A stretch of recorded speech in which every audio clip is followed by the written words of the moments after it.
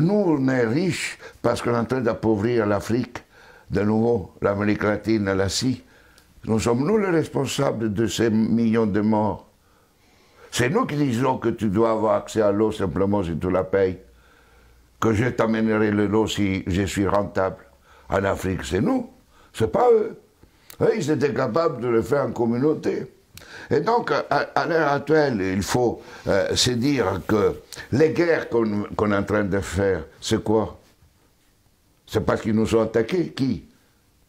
Quand Sarkozy a bombardé la Libye, aucun Libyen n'avait attaqué la France. La France n'avait pas été bombardée par personne. Et nous, quand les Américains ont bombardé Bagdad ou l'Irak, parce que c'était l'ennemi du mal, tous ces millions qui sont morts, et tous ces millions de réfugiés syriens, irakiens, etc., c'est qui eux, ils sont voulus. Et nous, on a le courage après de dire, je vais t'aider pour rester chez toi. Hein? Alors qu'on les a créé des conditions pour qu'ils doivent fuir. Et nous, on va dire hypocritement, cette Europe qui hypocritement donne 6 milliards à la Turquie, 2 milliards aux Libyens pour pouvoir tenir les gens qui viennent d'Afrique, où on est en train d'alimenter, nous, les guerres. Mais il faut s'arrêter de se raconter des balivernes ici. Hein? Il faut s'arrêter.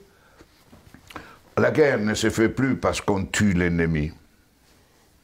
La guerre est devenue, grâce à la technologisation, elle était aussi d'avant, mais elle est devenue une activité économique la plus rentable après l'industrie pharmaceutique et l'industrie informatique. On fait la guerre parce que c'est rentable.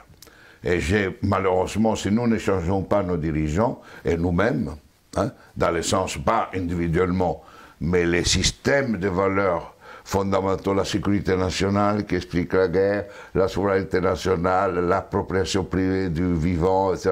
Tout ça, on fera la guerre. On fera la guerre, pourquoi? Parce que pour cela, deviendra une activité de plus en plus rentable. D'ici quelques années, si vous éliminez la guerre, le PIB mondial chutera, d'après le système dominant. Il ne chutera pas si on est dans un autre système. Au contraire, la guerre, la disparition de la guerre sera une source de richesse. Mais c'est pour cela que les dominants à l'heure actuelle ne veulent pas réduire les armements, ne veulent pas réduire les occasions de guerre. Parce qu'imaginez-vous la France sans la guerre. Que serait comme économie? Imaginez-vous les États-Unis sans guerre, deviendraient des pauvres.